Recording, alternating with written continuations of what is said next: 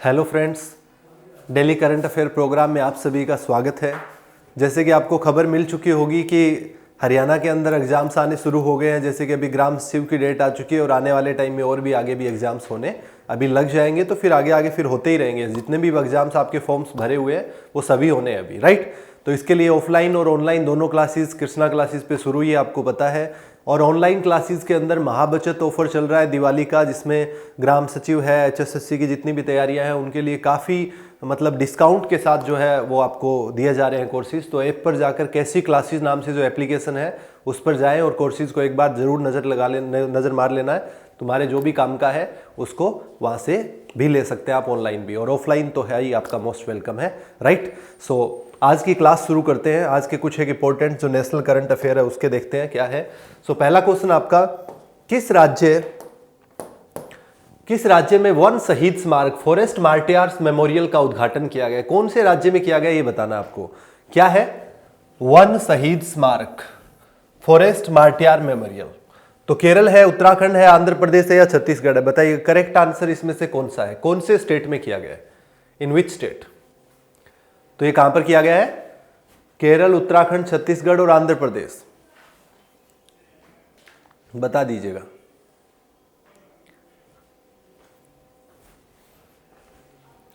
ये किया गया आपका आंध्र प्रदेश के अंदर, राइट। आंध्र प्रदेश के अंदर जो है ये पहला वन शहीद स्मारक शुरू किया गया है। 11 सितंबर को जो है ये आपका वन शहीदी दिवस भी मनाया जाता है।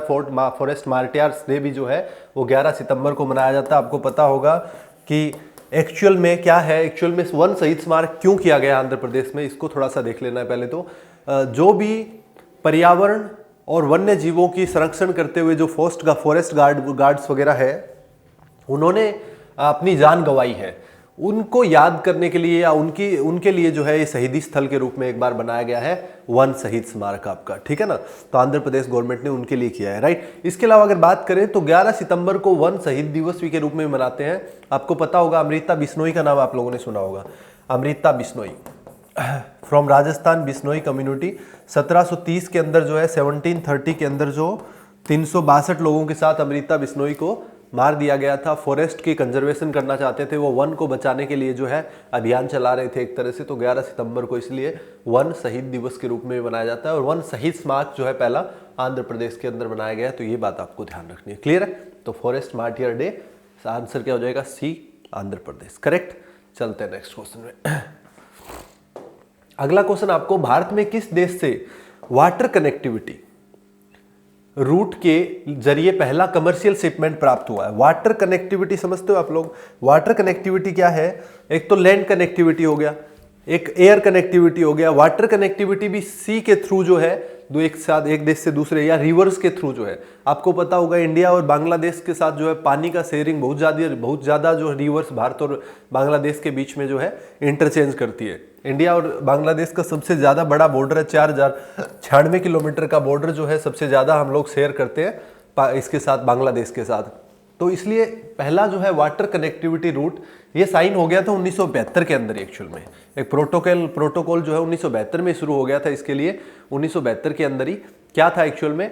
Protocol for inland water, protocol for inland water, ठीक है। इनलैंड वाटर जो है उसके लिए, इनलैंड वाटर जो है उसके ट्रेड एंड ट्रांजिट के लिए, inland water trade and transit. तो ये आपका 4096 किलोमीटर का बॉर्डर है और ये 1972 में साइन किया गया था, जो उसको अभी जो है लागू किया गया एक तरह से। ये पहला शिपमेंट उसका भेजा गया है असम से करीमगंज के बीच जो है, असम से करीमगंज के बीच, असम से करीमगंज के बीच, करीमगंज के बीच पहला वाटर कनेक्टिविटी जो रूट है उस पर आपको ध्यान रखना है। असम से करीमगंज के बीच, भारत और बांग्लादेश के बीच। बांग्लादेश के बारे में आप लोग जानते हैं कि ब्रह्मपुत्र नदी जो है वो डुबरी से दक्षिण की ओर जो है मुड़ते हुए बांग्लादेश में प्रवेश कर जाती है और वहाँ पर जो है वो जमुना के नाम से जानी जाती है, ठीक है ना। और उधर से गंगा आती है, वो पद्मा के नाम से जानी जाती है। बांग्लादेश के अंदर पद्मा और जमुना मिलकर ही क्या बना देती है? वही दोनों बना देती है फिर मेघना, राइट। और मेघना फिर विश्व का सबसे बड़ा डेल्टा सुंदरबन डेल्टा बना देती है जब बंगाल की खाड़ी में गिरती है, राइट। तो ये क्या है आपका वाटर कनेक्टिविटी रूट के जरिए पहला कमर्शियल शिपमेंट प्राप्त किससे किया है, भारत ने, तो बांग्लादेश करेक्ट हो जाएगा, ए इसका करेक्ट आंसर हो जाएगा, ठीक है। नेक्स्ट क्वेश्चन, अगला क्वेश्चन आपका मिंक नामक जानवर, कौन सा जानवर है, मिंक, अंग्रेजी और हिंदी मिंक। मिंक नामक जानवर को SARS-CoV-2 की वजह से खबरों में देखा गया है। बताइए कि निम्नलिखित में से किस देश में सबसे अधिक मिंक आबादी पाई जाती है। देखिएगा कोरोना से हम लोग बाहर ही नहीं निकल पा रहे थे कि कोरोना का एक म्यूटेटेड वर्जन जो है वो देखा गया कि मिंक जानवर की वजह से हो रहा है। ये 200 से ज्यादा लोग जो है इसमें संक्रमित मिले थे डेनमार्क के अंदर।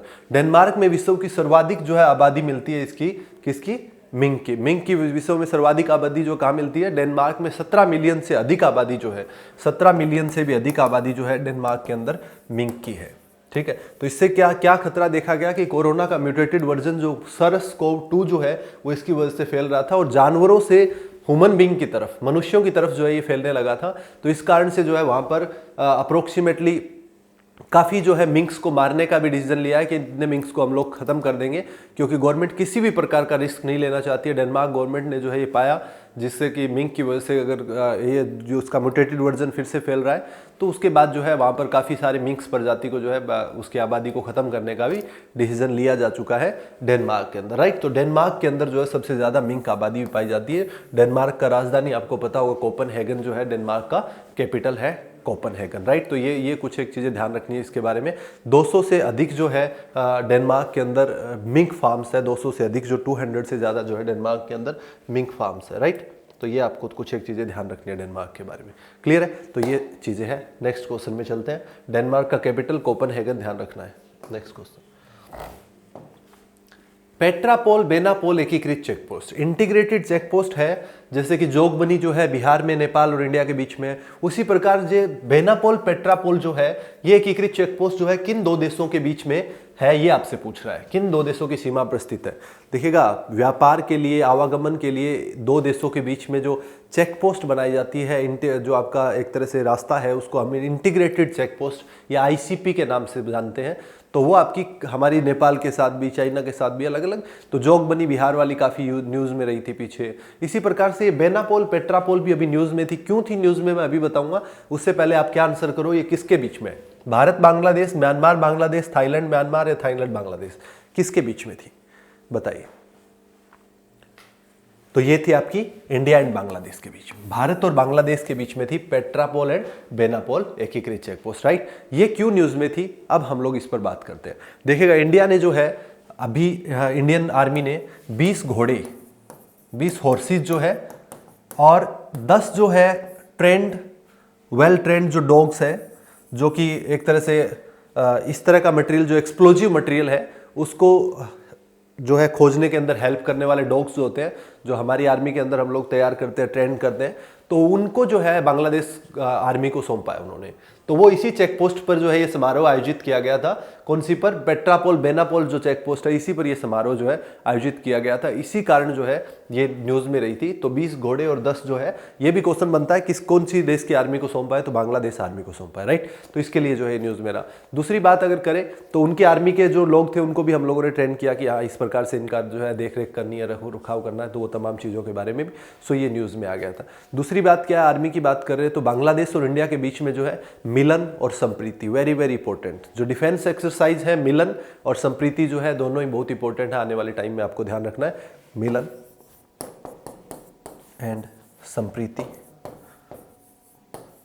जो डिफेंस एक्सरसाइज है, ज्वाइंट एक्सरसाइज जो मिलिट्री है। तो संप्रीति 9 जो है उसका 9th वर्जन चल रहा है, राइट। तो इस प्रकार से ये कुछ एक चीज़ें आपको ध्यान रखनी है। इसके अलावा बांग्लादेश और इंडिया के बीच में आपको पता है 4096 किलोमीटर की जब सीमा लगती है, सबसे लंबी चौड़ी, तो हम लोगों ने लैंड बाउंड्री एग्रीमेंट किया था 2015 के अंदर। इंडिया और बांग्लादेश के बीच में लैंड बाउंड्री एग्रीमेंट कब हुआ था, लैंड बाउंड्री एग्रीमेंट हुआ था इंडिया और बांग्लादेश के बीच में, कब ये हुआ था 2015 के अंदर, जिसके अंदर 51 विलेजेस जो है बांग्लादेश को दिए गए, 111 जो है इंडिया के उनको दिए गए और इंडिया के बांग्लादेश ने 51 इंडिया को दिए, राइट। तो इस प्रकार से हम लोगों ने ये 2015 के अंदर लैंड बाउंड्री एग्रीमेंट भी किया था, राइट। तो ये थोड़ा सा ध्यान रखना है। बांग्लादेश की PM आपको पता है शेख हसीना, ठीक है।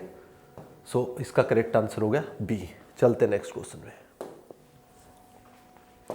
अगला क्वेश्चन आपका, किस राज्य की सरकार ने हाल ही में प्रत्येक जिले में मानव तस्करी विरोधी पुलिस स्टेशन बनाने का निर्णय लिया है? कौन से राज्य की सरकार ने जो है मानव तस्करी विरोधी पुलिस स्टेशन बनाने का, मानव तस्करी समझते हैं ना आप लोग, ह्यूमन ट्रैफिकिंग, ह्यूमन ट्रैफिकिंग जो है मानव तस्करी, और ह्यूमन ट्रैफिकिंग आपको पता है कि हमारे कॉन्स्टिट्यूशन के अंदर जो मौलिक अधिकार है, फंडामेंटल राइट्स जो है, उसके अंदर फंडामेंटल राइट जो पार्ट इंडिया के कॉन्स्टिट्यूशन के अंदर कौन सा है, भाग 3 जो है, उसमें फंडामेंटल राइट्स का जिक्र है जो कि आर्टिकल 12 से 35 है।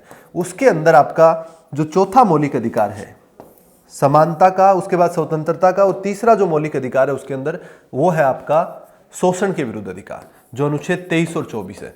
उसमें 23 आर्टिकल जो है उसमें सीधा बोलता है कि मानव तस्करी या मानव का दुर्व्यापार करना गलत है। आर्टिकल 23 में स्पष्ट रूप से ये बात लिखी हुई है, राइट। तो उसी के अंदर जो है बलपूर्वक श्रम और ये मानव तस्करी, तो इसके लिए जो है इसके विरोध में पुलिस स्टेशन जो है किस स्टेट के अंदर बनाने का निर्णय लिया है, जहाँ पर आप डायरेक्टली जो है FIR करवाइए, इस तरह की पूरी हेल्प मिलती है। तो वो आपका हो रहा है उत्तर प्रदेश के अंदर। यूपी गवर्नमेंट ने जो है, योगी आदित्यनाथ जी ने फिर से ऐसा किया है, तो ये आपको ध्यान रखना है, उत्तर प्रदेश के अंदर ऐसा हो रहा है। उत्तर प्रदेश की बात आ रही है तो आपको उत्तर प्रदेश के अंदर क्या बातें पता होनी चाहिए। उत्तर प्रदेश 403 सीट्स जो है के साथ सबसे ज़्यादा विधानसभा सीटों वाला, इसके अलावा 80 लोकसभा, ठीक है, सबसे ज़्यादा लोकसभा सीट्स भी है। इसके अलावा उत्तर प्रदेश के अंदर अगर बात करें तो उत्तर प्रदेश में Dudhwa national park very important, इसके अलावा 2 टाइगर रिजर्व, अमनगढ़ और पीलीभीत टाइगर रिजर्व जो है उत्तर प्रदेश के अंदर वेरी इंपॉर्टेंट है, तो ये आपको ध्यान रखना है, ठीक है ना। तो उत्तर प्रदेश के बारे में कौशल सतरंगी योजना देखी थी हम लोगों ने। इसके अलावा उत्तर प्रदेश के अंदर अगर बात करें, मनरेगा के तहत सर्वाधिक जो है काम देने वाला उत्तर प्रदेश है, और 4 एयरपोर्ट वाला जो उत्तर प्रदेश है। तो many things are there, right. तो इसके अंदर क्वेश्चन क्या हो जाएगा, बी इसका करेक्ट आंसर हो जाएगा। नेक्स्ट क्वेश्चन, भारतीय सेना ने कौन सा स्वदेशी मैसेजिंग ऐप लॉन्च किया है? Very good question. देखिएगा, इंडियन आर्मी के अंदर अभी आप लोगों ने पीछे सुना होगा कि इंडियन आर्मी ने मैसेंजर, आपका जो फेसबुक ऐप है प्लस आपका इंस्टाग्राम है, उसके साथ साथ जो है 89 एप्लीकेशंस, 89 से अधिक एप्लीकेशन जो है उनको जो है बैन कर दिया था आर्मी जवानों के लिए। क्यों कर दिया था? क्योंकि there are so many issues of honey trapping.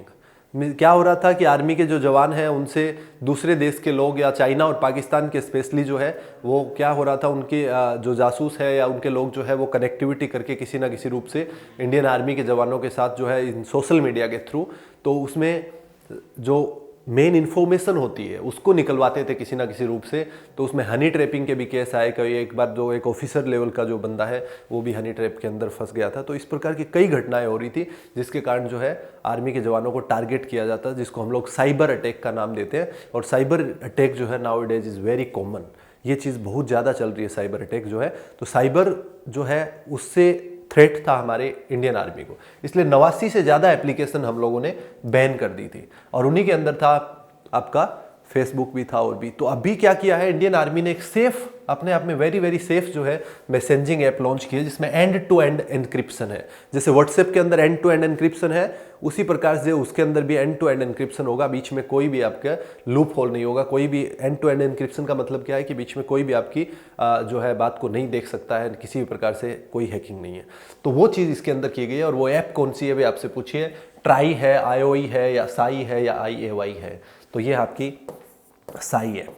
Sai क्या है? Secure application for internet. Secure application for internet. Secure application for internet है साई, और ये की गई है साई, राइट। तो ये ध्यान रखना है, साई जो है secure application for internet Indian army के द्वारा की गई है। इसमें टेक्स्ट, इसके अलावा टेक्स्ट करो, वॉइस कॉल करो, वीडियो कॉल करो, सब जो है एंड टू एंड एनक्रिप्टेड होगी लाइक व्हाट्सएप, राइट। तो ये आप ध्यान रख लेंगे। साई क्या है? सिक्योर इंटरनेट, आपका secure application for internet, correct.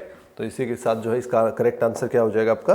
सी इसका करेक्ट आंसर हो जाएगा, सी इसका करेक्ट हो जाएगा। चलते नेक्स्ट क्वेश्चन में। अगला क्वेश्चन है, दुनिया की कौन सी पहली वैज्ञानिक कोरोना आधारित जो है पुस्तक का विमोचन किया गया है? कौन सी है? Very easy again, go corona go, bye bye corona, everything sanitized और पेंडेमिक वर्ल्ड। कौन सी है? इसको कहते हैं साइंटून। इसका 3D वर्जन भी बनाने की बात चल रही है, 3D एडिशन जो है वो भी लाने की बात चल रही है। तो ये कौन सी है? Bye bye corona. Bye bye corona जो है डॉक्टर प्रदीप श्रीवास्तव जो है, डॉक्टर प्रदीप श्रीवास्तव के द्वारा, प्रदीप श्रीवास्तव उनकी पुस्तक है। डॉक्टर प्रदीप श्रीवास्तव जो है वो आपका जो CSIR लखनऊ है वहाँ पर नियुक्त है फिलहाल। CSIR लखनऊ जो है वहाँ पर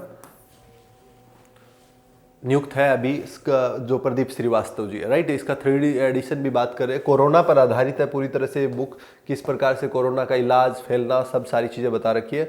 सो बाय बाय कोरोना जो है इस पुस्तक का नाम रखा गया है, बाय बाय कोरोना, ध्यान रखना है, ठीक है। सो प्रदीप श्रीवास्तव याद रखना है और बाय बाय कोरोना, 2 बातें याद रखना है, क्लियर है। तो इसके अलावा कोरोना की वैक्सीन की बात चल रही है ना, पफीजर वैक्सीन जो है कोरोना की आ रही है, जिसका 90% प्लस ह्यूमन ट्रायल जो है वो फाइनल हो चुका है। बाकी और भी बहुत रेस में है, इंडिया कहाँ स्टैंड कर रहा है इस पर भी हम लोग अलग से बात करेंगे कभी, ठीक है, कोरोना की वैक्सीन के अंदर। सो पफीजर जो है अभी फिलहाल ज़्यादा न्यूज़ में, पफीजर, तो ये ध्यान रखना है, Pfizer, correct. Next question, bye bye corona book याद रखना है, साइन 2। हाल ही में हुई घोषणा के मुताबिक किस राज्य में भारत का पहला टायर पार्क बनेगा?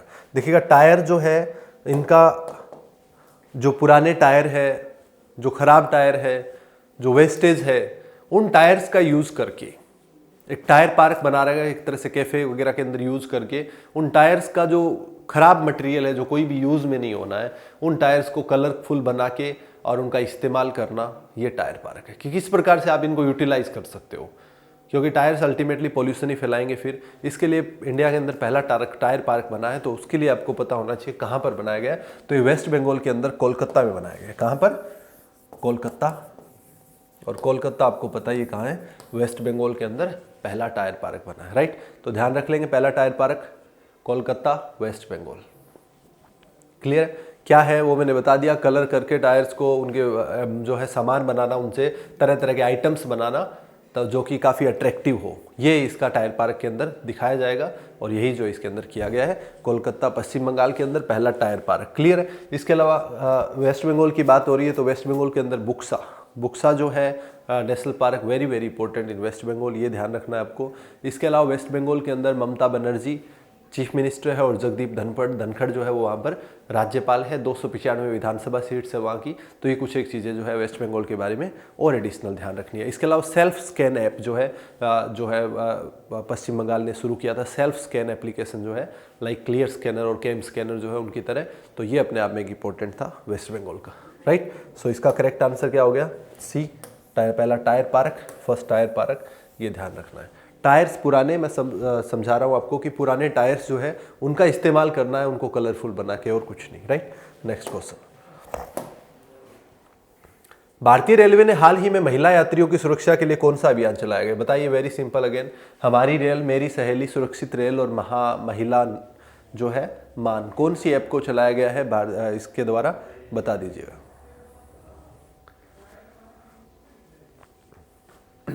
कौन सी है?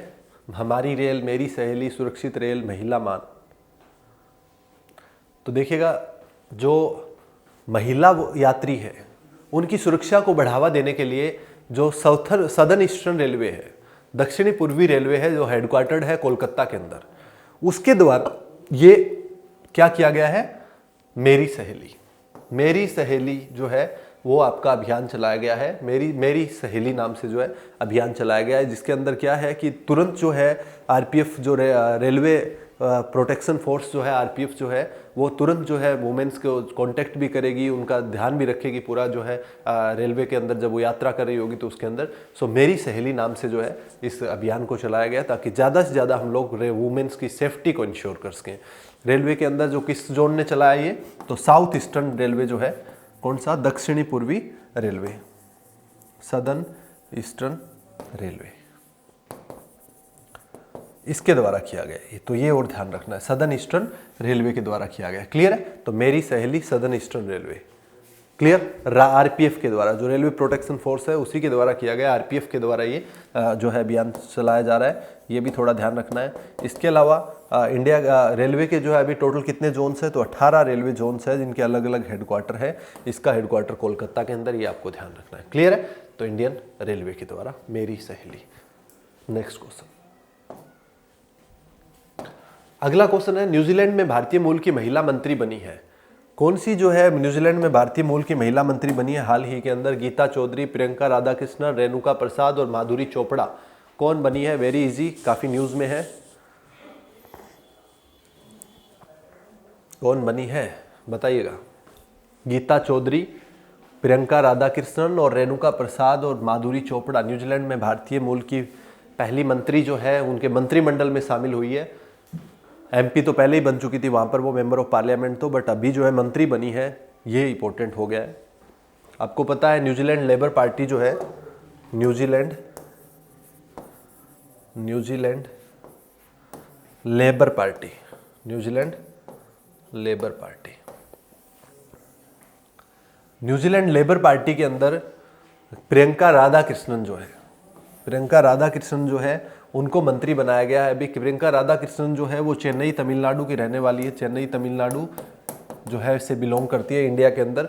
तो ये अभी वहाँ पर मंत्री बनाई गई है और मंत्री पद उनको कौन सा दिया गया है? Ministry of community and voluntary जो है सेक्टर जो है उनको दिया गया है। मिनिस्ट्री ऑफ कम्युनिटी जातीय मामले और जो है वॉलंटरी सेक्टर उनको दिया गया है अभी। तो ये भी थोड़ा सा ध्यान रखना है प्रियंका राधाकृष्णन को, ministry of community and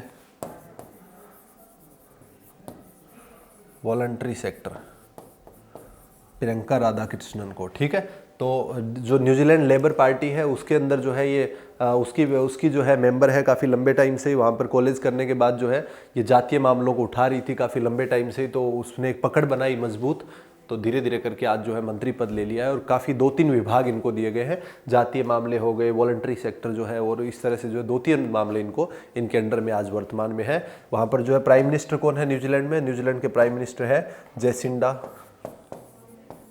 Jacinda आर्ड्रियन। ठीक है, ये वहाँ पर प्राइम मिनिस्टर है, राइट। तो ये आपको ध्यान रखना है। चेन्नई इंडिया से बिलोंग करती है, नाम क्या है? प्रियंका राधाकृष्णन। तो ध्यान रख लेंगे आप न्यूजीलैंड के अंदर। क्लियर है? और इससे पहले जो कमला हैरिस काफ़ी न्यूज़ में आ रही थी क्योंकि इंडो अमेरिकन लेडी है और अमेरिका की उपराष्ट्रपति बनी है, तो ये अपने आप में एक बहुत गर्व की बात है। हमारे इंडियंस जो है बहुत कुछ कर रहे हैं। इसके अलावा जो वहाँ के प्रेसिडेंट ने, यूएसए के प्रेसिडेंट ने जो टास्क फोर्स बनाई थी कोविड-19 से लड़ने के लिए, उसके 12 मेंबर्स की टीम को हेड जो है विवेक मूर्ति कर रहे हैं। अगेन जो है साउथ से, इंडिया से ही है। ठीक है, सो इस प्रकार से काफ़ी हमारे जो इंडियन लोग हैं वो बाहर दूसरे देशों के अंदर बहुत कुछ प्रगति कर रहे हैं। सो ये कुछ एक चीज़ें आपको ध्यान रखनी है, राइट। सो ये करंट का मुद्दा है, तो न्यूज़ में रह रहा है, ध्यान रखना है। Priyanka Radhakrishnan may be important for your exam. बाकी मैं बता चुका हूँ कि एग्ज़ाम्स अभी खुलने लग गए हैं, आपकी तैयारी जो है और ज़ोरों ज़ोरों से बढ़ा दो, पूरा ज़ोरों शोरों से करो उसको, पूरा जी जान लगाओ अभी, ताकि काम बन जाए इस बार। सो अच्छे से रिवीजन कीजिएगा और पढ़िएगा। आज की क्लास यहीं पर समाप्त करते हैं, अगली क्लास में मिलेंगे कुछ इंपॉर्टेंट क्वेश्चंस के साथ। तब तक के लिए थैंक यू, बाय बाय।